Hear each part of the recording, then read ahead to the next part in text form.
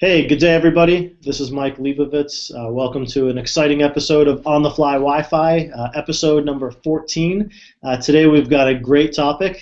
Can you hear me now? Hopefully, everybody that's out there can hear us right now as we talk and explore a little bit about voice over wireless LAN. Today we have a great guest with us, John or Jonathan Linton, who works today for Henry Ford Health System, but certainly have done a ton of great stuff. John, welcome to this episode. Why don't you give us a little bit of background of who you are and all the exciting stuff you've done with Wi-Fi? Great. So my name is John Lynn, of course. I've done a number of things out in industry. Maybe you've heard of me before or been to a conference or a webinar or whatnot. I'm a co-author on a book called Wi-Fi Enabled Healthcare. It was a group of individuals. We all sort of had some different ideas and came together and wrote a book about, really that story of what the impact that mobility and Wi-Fi has had on industries like healthcare. I'm also a CWNE, certified by Certified Wireless Networking Professionals. So that's kind of some of my background. I've been in the IT industry since late 90s, early 2000s, doing all sorts of things. But I'm one of those fortunate individuals that's really been able to sort of see the growth and genesis and current evolution of Wi-Fi. So, I'm really looking forward to talking about QoS today and voice over Wi-Fi and some of the other interesting things that might be coming down the pipe.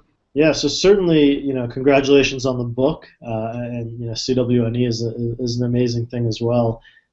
If you step back a couple of years, when was the first time you started playing? Maybe I won't even ask just for when you started playing with Wi-Fi, but you've been deploying voice over Wi-Fi in probably the most mission critical, certainly life critical scenarios for a number of years. What was it like early on when you started playing? Really, it was kind of playing, right? With voice. Yeah, absolutely. So that's a great question, and there was a lot of lessons learned. So we did some initial deployments and tests and various things with everything from SIP-based solutions to more proprietary systems, SpectraLinks and whatnot. So early on, you're kind of really dependent on what your vendor is saying for their best practices. So that was one of the things we followed early on, and what we found was that those best practices didn't necessarily fit our model very well. So one thing was we were using 2.4 gigahertz, which I honestly truly do believe is better suited for voice communications, just because you don't sacrifice your channels. There's a number of factors in there, but we had to, in the end, migrate over to the 5 gigahertz because we were so dense with access points, which is more and more common now. This was back in 2008 time frame, so it was very difficult to try to get that channel separation without getting specialized antennas. And yeah, that was definitely a huge challenge. I learned a lot of things about codecs and signal noise levels and just really how that all impacts the wireless clients, and having to go out and rechannel a facility for 5 gigahertz. You designed it for 2.4, and then you got to come back and say, well, okay, we have this data-based 802.11n network, so we got 40 megahertz channels throughout the hospital. Well, overnight we've got to go switch everything to 20, and that's probably some of the heartache and pains and things that many people out in industry experience on a daily basis, either through their service tickets or even just through pro service engagements. So where you are now, and there's a number of questions that come into my mind in terms of frequency use. Clearly you're talking about 5 gigahertz today. 2.4, and I know certain people, and Devin, if he's out there, he likes to promote 2.4 is dead. Yeah. Kind of hard to say that it's completely dead. Maybe some people would like to say it's in the graveyard, but for a number of reasons, 2.4 is actually quite favorable for voice. Are you comfortable with the notion that voice over wireless LAN is a mature technology now, given everything you've seen over the last number of years, everything you've tried? Is it mature? Is it still kind of a science project? What's your mindset? Yeah, it's pretty mature at this point. I think as mature as it can be. I like to reference back. I got to see early on. Some of my early deployments I did were 802.11. They were frequency hopping. It was pre-B stuff, and I got to see how terrible that was actually. And I always think back to that because QoS and voice wasn't even designed from day one. So it was sort of an elegant hack later on to add that functionality. Now it does seem to work, right? So there's enough bandwidth, there's enough processing to make that work, but there's so many other challenges when you take a technology like that and you're going to use that to solve a mobility problem. Well, instantly, the engineer in me has to say, well, you just created 5 new problems. So now you've got battery management, so power save mechanisms, and then you've got a form factor issue because of antenna sizes and things like that. A lot of that mostly seems to have been solved. That said, we're finding that there are better technologies for that dedicated handset. So we're looking at things like DECT to put a device that's is going to go in a nurse's hand, and they don't really need to transmit any data on it, or if they do, it's minimal messaging. So we like to see some things like that in a very mission critical facet, and they've got battery lives on some of these devices that are measured in days. You just can't even touch that with a Wi-Fi device, and current technology. Maybe down the road we have something like that, but when you put those apples to apples next to each other, it's really, really hard. Now, that use case I'm mentioning is something we call in the healthcare industry a nurse call. So that's essentially when something goes wrong, an alert goes off. It used to make an audible alarm in an inpatient scenario. And you still hear that, but more often than not, what you're getting as well is you get a call out to all nurses that are in the area, or just on that same call group essentially. So they are notified, hey, come quick and take care of this issue or whatever. So that sort of thing, really is that mission critical, and using a purpose-built solution really lends itself to be better. Now that said, I've gotten word of things like Epic, who's a major EMR solution, electronic medical record solution, is really aggressively pursuing more video consultation right in the app. So I don't think voice over Wi-Fi is going anywhere. It's staying right where it's at. It's pretty comfortable. And then we have things like we have FaceTime, and we have even like what we're doing right now. This is all happening over Wi-Fi for me. So it's not going anywhere. Are we going to have those purpose-built Wi-Fi handsets? Well, I think they'll still exist. I'm not sure that those are necessarily the right model, but we're going to continue using Wi-Fi first calling, I think, well into the future. Yeah, I mean, so I mean, you touch on a good point around devices, and I know, I mean, you and I have talked about this, and I've seen you present kind of 5 sort of key elements in terms of what to think about, whether you call it best practices or if you're going to design. Typically at the top of the list is devices, and we could talk a little bit more. And I think you've given a pretty good description of single motor, multi-mode, Wi-Fi, and other stuff device. But beyond devices, and I think there's still something worth talking about in terms of devices, coverage and coverage planning, interference or interference avoidance potentially, and how to channelize the environment. Roaming, which is clearly probably the biggest difficulty in terms of delivering smooth voice, certainly in a healthcare organization with nurses running around the floor pretty rapidly, and quality of service to make sure it's all working. Why don't we try to go through those and hit off some kind of important things to think about. I don't know if there's a lot more to say about the device aspect. Obviously, devices kind of rule from a wireless LAN perspective. Most people look at the access point and say, how fast, how good, is it better? And most of the answers are, how good's your device? What is your device? What does it support? How many channels? What all these elements? Something else to say about devices, or should we skip into the coverage world? Well, I mean, I'll say one more thing about devices is, yeah, it is varied, obviously. So typically when you're doing a site survey for voice, you really want to have that device on hand with you so you can not only see what it sees, so your measurement tool, your survey tool might say that, hey, I see negative 69 dBm, but your phone's actually saying, well, no, actually, I'm at 66. We're good. We're good. And that's a key thing. And then one thing I like to do is take a step further, if it's possible, to actually transmit data. So it's one thing to see what its measurement is, and that's a quantitative value that you can reference. But at the end of the day, what you're trying to avoid is retries. Retries are just absolutely critical to avoid in a Wi-Fi network because of the back-off timers and just how much airtime that wastes and how much delay that adds to your network. So that's really critical. So I'll actually take a phone and put it on a call, and we'll park it on a conference bridge or something like that, and you can actually go see a packet capture, or if you have a voice over Wi-Fi analyzer, it can actually show you what your MOS score is and whether or not you're getting those retries in your current call, and then ultimately when you roam, it'll show that as well. So I will say that about devices.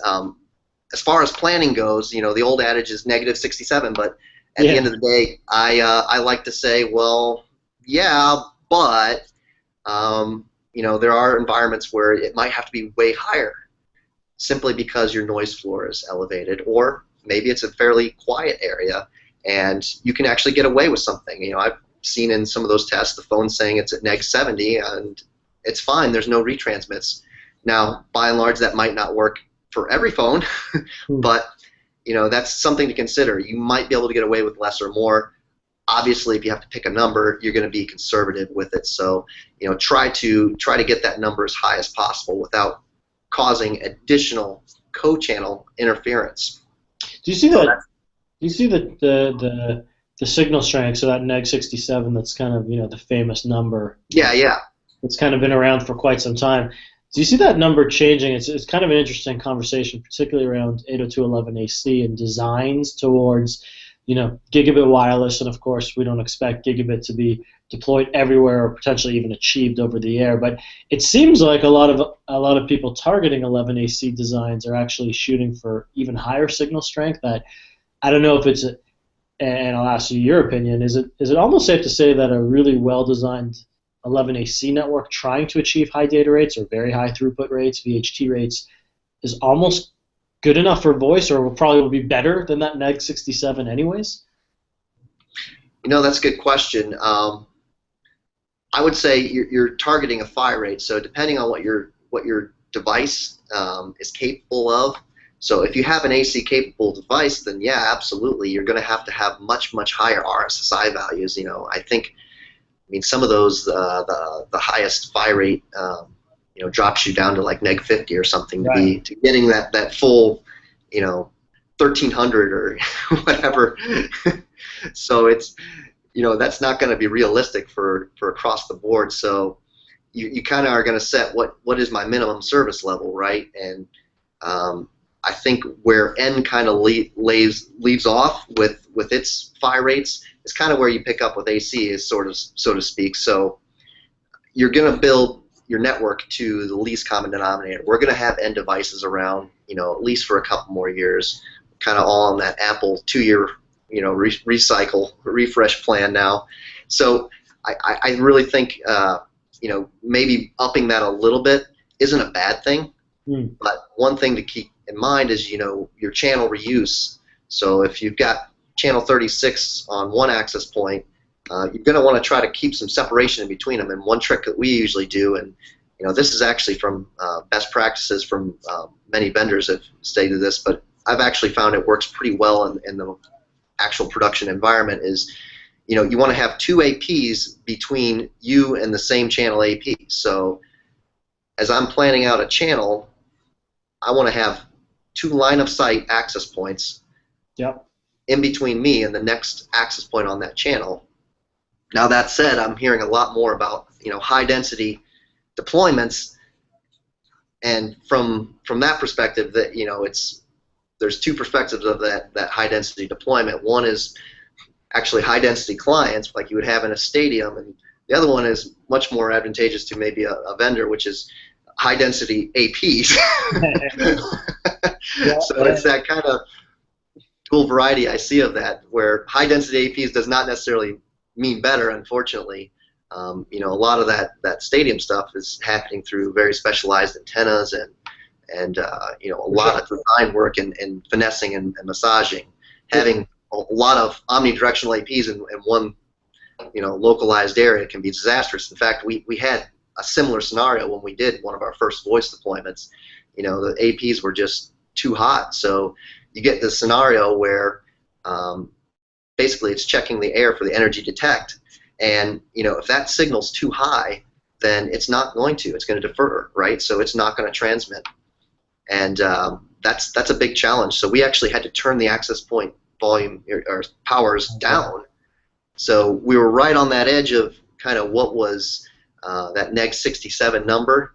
So in some areas, you know, you were you know, well below it, and then in other areas, you know, you're riding right on that line, and that's a challenge, I think, for many people to accept that that's good. Yeah. Well, so you started to hit on, I guess we talked a little bit about the coverage, and I guess coverage kind of bleeds a little bit into sort of point number 3, interference as well, and channel reuse, and certainly one, you know, you look at channel reuse in terms of, you know, efficiencies and overall capacity. Without any question, I think a big piece of the goal, before we even start talking about roaming, is to avoid, you know, channel interference, right? Yeah, absolutely. I mean, channel-to-channel interference is really, it's part of Wi-Fi if you think about it, because you have all these devices somewhat interfering. So, you know, you can control the location of where each individual access point is, but the client that's in between there, you don't get to control that. And, you know, that's just a factor of Wi-Fi you're going to have, but you certainly don't want your own infrastructure interfering with itself. So, yeah. So when we look at, you know, I guess, and ultimately it's kind of interesting, because when you talk about, you know, the coverage design, you know, which band you're running on, how to avoid interference. Hopefully, you're not inducing your own interference, and understanding, of course, what the devices are capable of. All of it kind of leads you down to the path of, can I roam? How do I roam? And do you look at roaming as, you know, the key aspect of how you're designing and where you're placing APs and the powers? I mean, is that kind of the bigger picture item that needs to make sense, or something else in terms of how you design? So for roaming boundaries, you're hitting onto an area that's kind of difficult, right? Obviously. What I've found is that really only affects those kind of purpose-built mobile devices. Very few people actually use voice over Wi-Fi or even video over Wi-Fi in a true mobility scenario. That's typically, you know, that nurse with a handset, you know, running down the hallway. In that scenario, roaming is very important, and really the only thing I can say is you can set a target to kind of shoot at, and you know, you want to make sure that you have good transitions, so you're looking at your hallways and things like that, so that you know, when you turn a corner, you're not, you know, going from a neg 50 signal to all of a sudden it just drops off the cliff, right? So you could have these big RF shadows, and then all of a sudden the client's got to make a decision really quick. Really fast, yeah. In the meantime, it's losing its signal so fast, you know. We've actually done in the past where we did, you know, it's the run test. So you you literally run down a hallway. Well, how fast can I run before it starts dropping, right? You know, and you know, it's pretty fast actually. You know, it does seem to hold up a good bit. Oh, you still there? Hope I didn't lose you. Your audio is still there. Okay, we're good then. Cool. Oh, you're back. You never know with Google, right? No, I was going to ask you the question, because even I've experienced this sort of this conversation with other healthcare customers. Is, you know, roaming doesn't work, and you know, you walk in and you have a handset and roaming works beautifully, and then a nurse comes by and says, "Hey, what are you guys doing?" "Oh, we're testing roaming." Well, and they look at us and kind of laugh and say, "We don't walk like that in a hospital. We're moving much faster than you lazy Wi-Fi guys. We're we're moving with a purpose. Here, now try it again. It's like, oh, at that running speed, different characteristic, right? So I guess certainly you have to understand your user community and how they want to roam or plan to roam in terms of potentially how close those APs need to be together to support it, right? Absolutely, absolutely. And in that regard, if you have a high level of mobility, a less dense deployment with higher power transmits would actually be better. Now, with current AP densities and client densities that we're seeing, with the proliferation of wireless devices as the evolution continues, it may not be possible. So I don't know what the answer is going to ultimately be, if that's going to be the beamforming or whatnot that's going to bring assistance to that. But there's definitely some big challenges ahead with doing that sort of thing. So tell me about tell me about QoS, right? I mean, we kind of get through the end of the spectrum between devices, coverage, interference, roaming, all key characteristics. Some people look at QoS as a kind of nice to have. Maybe you don't need it. Maybe you only need it if there's contention.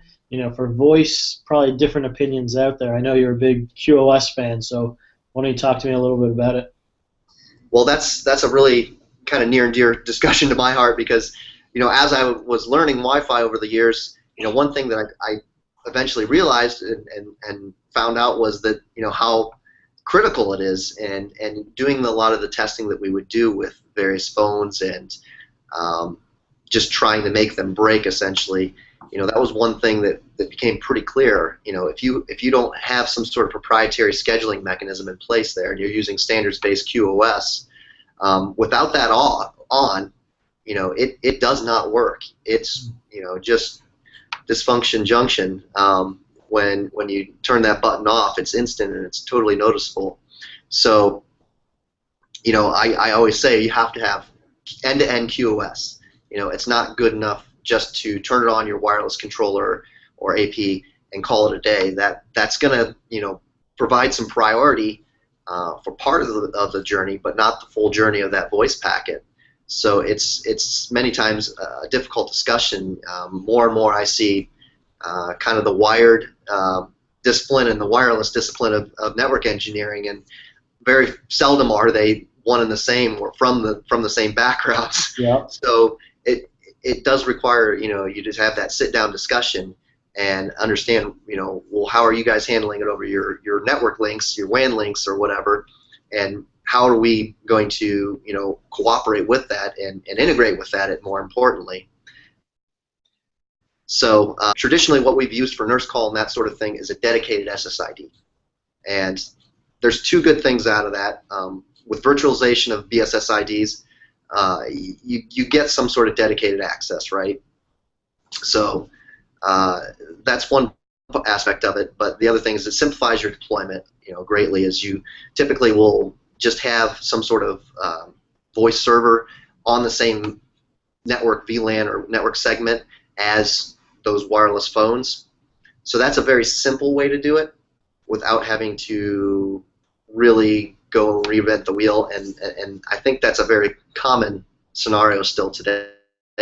Now what we're seeing more and more, and what the big challenge is for us to solve in 2015, is how do we do that on the fly? How do we make it so that regardless of what device, what person, or where I'm using it, I can just fire up that QoS at will and do it on the fly. So I can say, well, that's a Microsoft Link packet.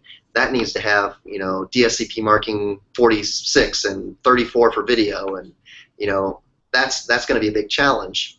Even the video aspect of it makes it a bigger challenge, because you got to start pulling out different streams out of each device on the same SID and prioritize those differently.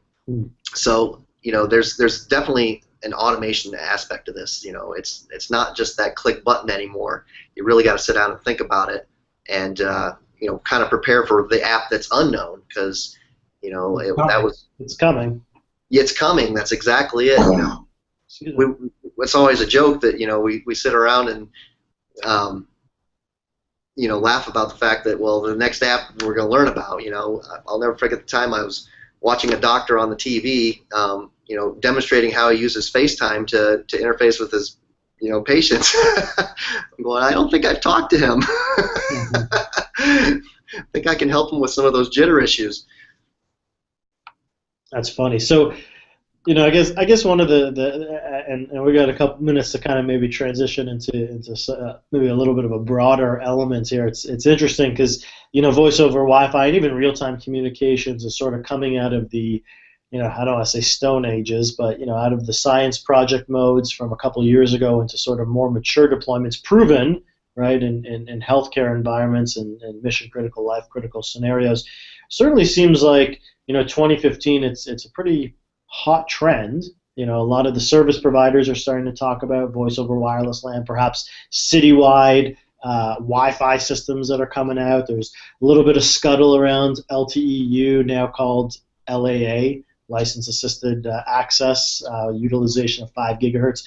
I want to talk a little bit, give me your thoughts around what you see outside of sort of the healthcare market, and certainly from a service provider and all these kind of amazing trends that are forming around voice over wireless LAN.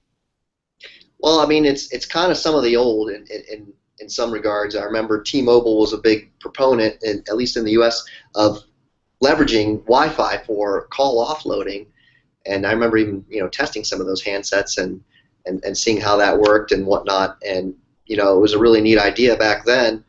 But at the end of the day, it kind of is that really how you want to make your primary communication?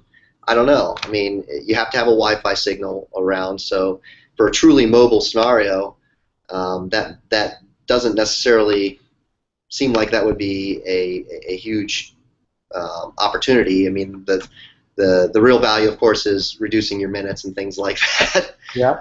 I just saw the other day. There's still, I think, a few carriers out there. I'm not sure you can call them carriers, where they're actually leveraging just hotspots. So it's Wi-Fi first. Yeah, absolutely. I'm not sure how popular that's become. I mean, obviously, if you live in a rural area, maybe Wi-Fi is a little better for you. I don't know. You don't have a cellular signal. There's certainly a couple of kind of non-traditional carriers that are popping up that are, they're trying to disrupt, right? They're coming right. A data-only, solution which is based on Wi-Fi. The voice aspect of traditional carrier plans, right? You always have to have a voice plan, and then you could add a data plan.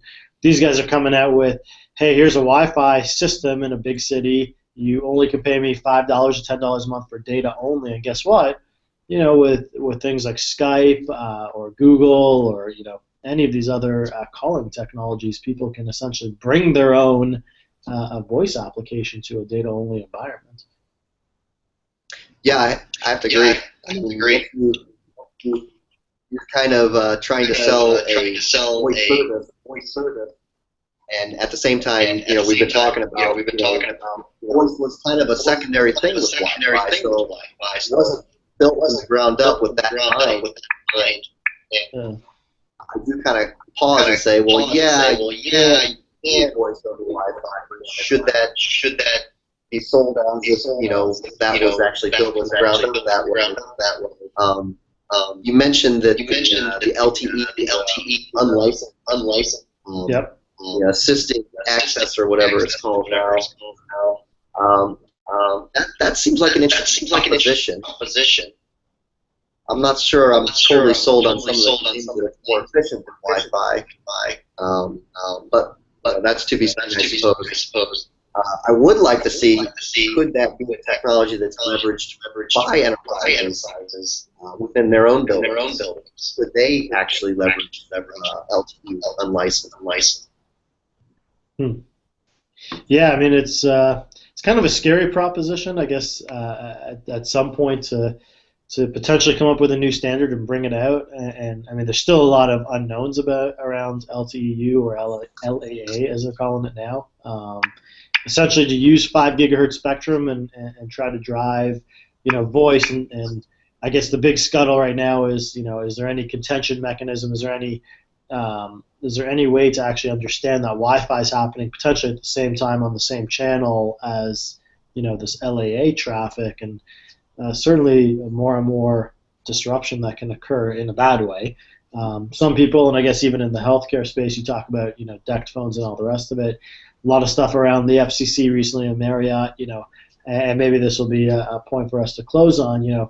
Unlicensed spectrum is unlicensed spectrum, right? And it's kind of a difficult thing, and certainly in a healthcare environment like where you spend most of your time, it's kind of a balancing act, right? You're relying on something because it's there, it's available, a ton of devices that support it, but when push comes to shove, it's not your airspace, and I guess some difficult things. Why don't you give me some closing thoughts around how to best deploy and respect unlicensed spectrum, and maybe some closing thoughts. Well, I mean, in the U.S. we have this thing called EFR 47. It says Part 15 of that is basically that all these devices have to accept interference. So, I mean, that's something I've kind of known from day one. Any interference that you have, or unintentional, is part of the game. So that's where licensed spectrum comes in. Yeah. Well, hey, fair enough. So we got to the bottom of the hour pretty rapidly. Took about 30 minutes. Happens every time. Certainly, probably can have another episode in the future. Talk a little more around voice, maybe even video type technologies. Certainly appreciate your time today, John. Why don't you take a moment and maybe give us a parting final thought, a best practice. Don't go into any voice fights without what? Don't go into voice fights without what? I don't know. Put you on the spot, huh? Yeah, you put me on the spot. Don't get any voice fights without a phone, I suppose. I like that answer. Hey, thank you very much for your time, John. I certainly appreciate it today. With that, I'm going to sign off and certainly hope that everybody that joined us today got some good value out of our conversation, and look forward to future episodes. Again, thanks very much, John. I appreciate your time. Thanks, Mike. It's been a pleasure.